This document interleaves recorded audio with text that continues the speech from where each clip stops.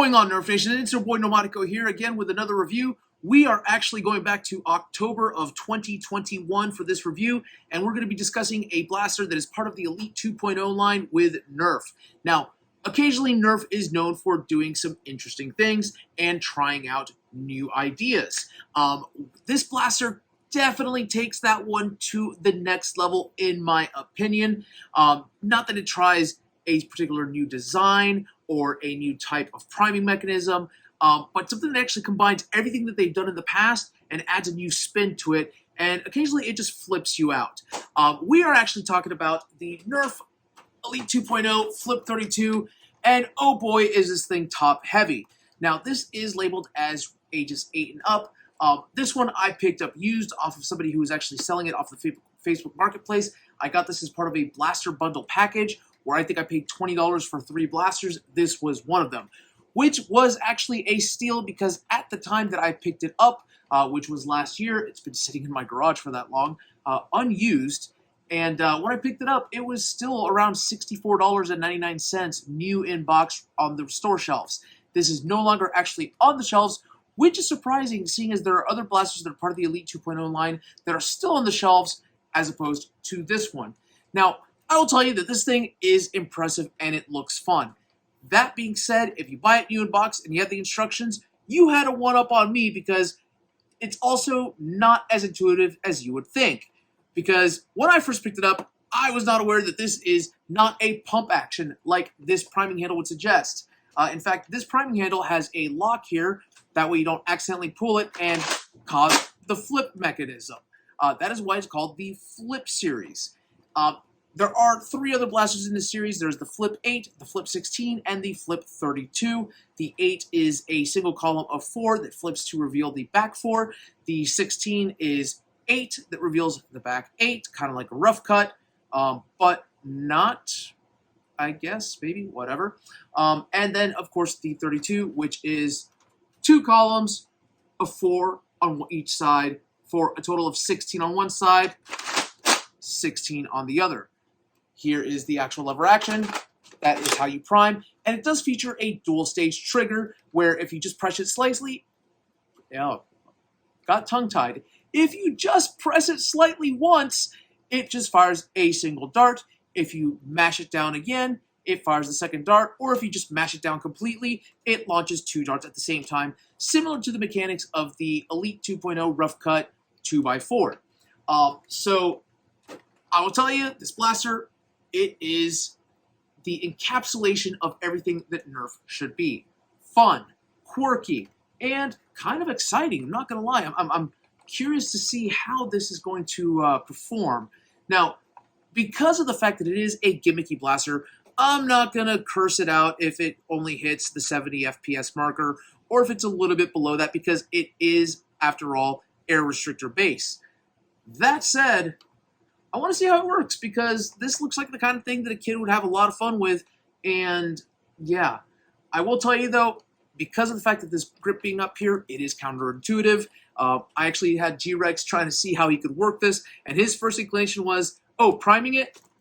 Why isn't it priming, Dad? And I'm like, oh, it's a lever action. Oh.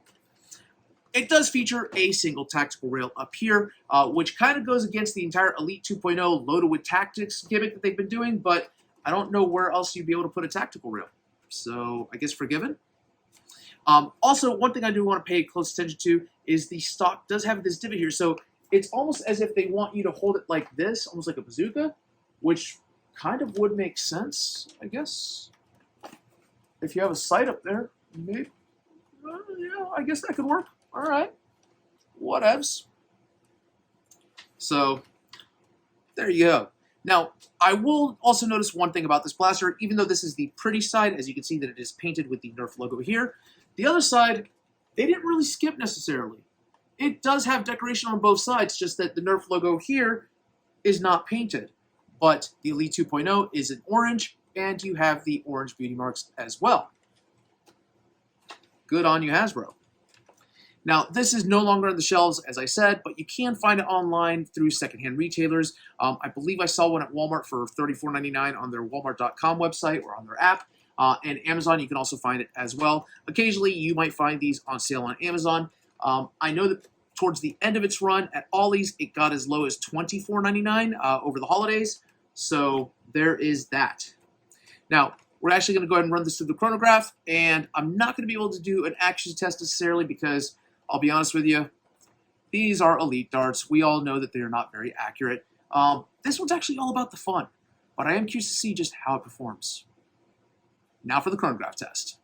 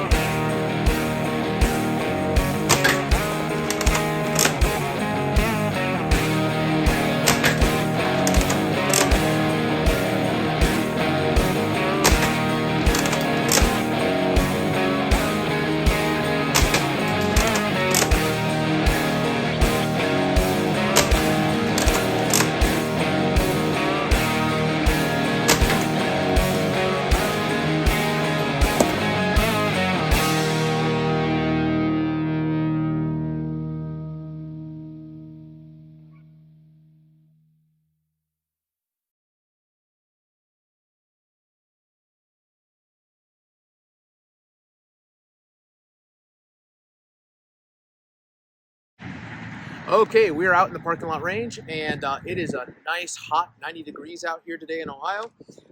We're going to be doing 4 shots with the Flip-32. I'm going to be using the single fire angled and single fire straight. Then we're actually going to flip over and launch double fire angled and straight. So it's going to be a total of 4 shots. We're going to see how far this blaster can go.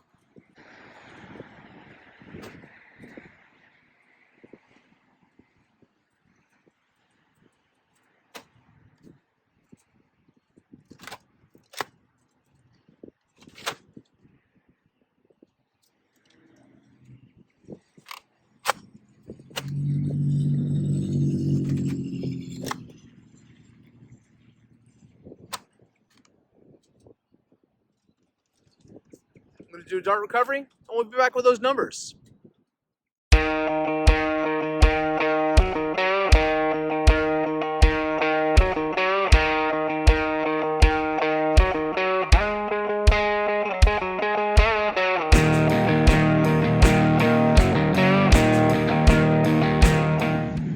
Okay, so for straight shots, we got about 45 feet of distance for the double shots. The single shot got a total of 55 feet. The angled shot, we got 65 feet with the double shots, and then we actually got to 75 feet with the angle shot for the single fire. So not a bad range, especially given that it is a smart AR system. And given the chronograph numbers, I'm okay with this. Up next, my final thoughts regarding the Flip-32.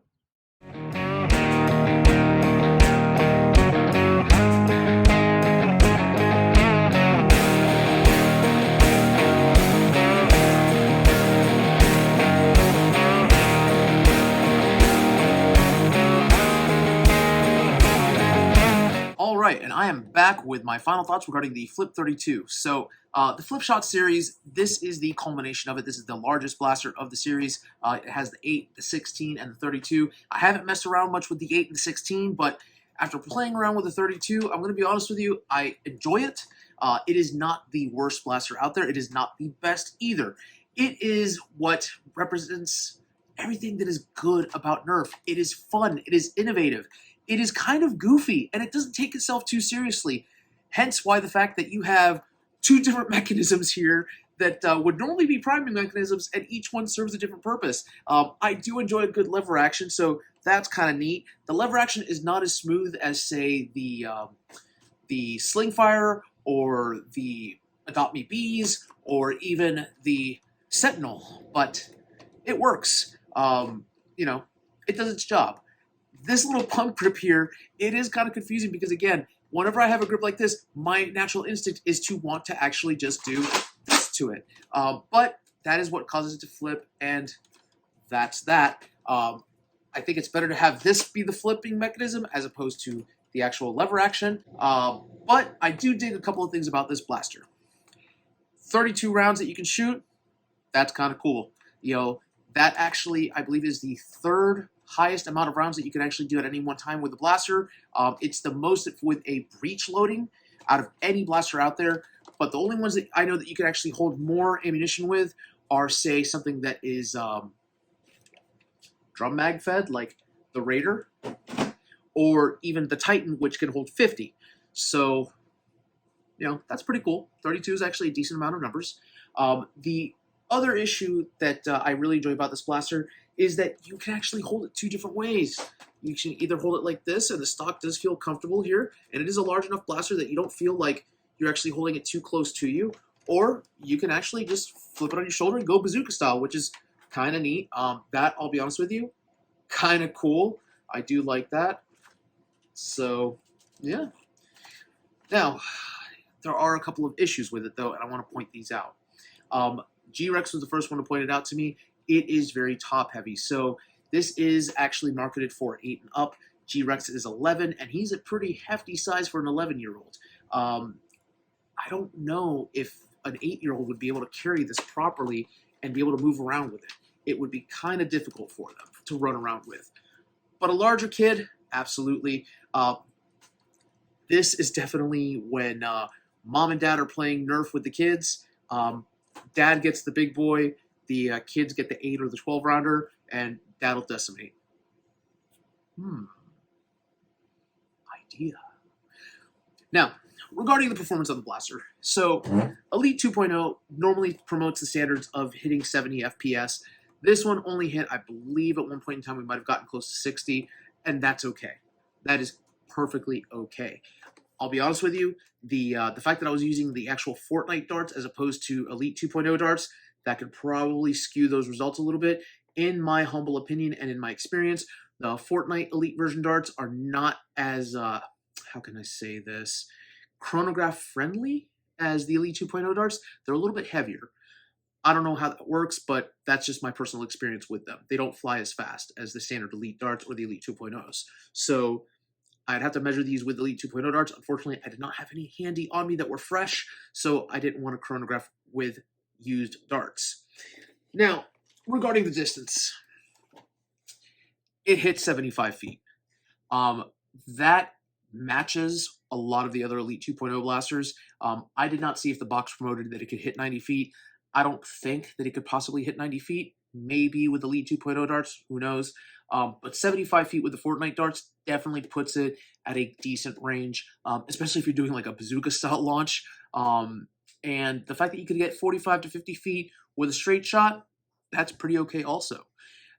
The firing mechanism on it, the dual-stage trigger, pretty cool. I think that that's a really neat concept. Anything with a smart AR system, I think, should actually use that from now on. That's something that I believe would be really good for blasters like, for example, the Brain Saw when it came out for the Z-Strike series, and the Ranger with the Elite 2.0 series. But again, the Ranger was just a single shot from my understanding, and the Brain Saw was a single shot as well.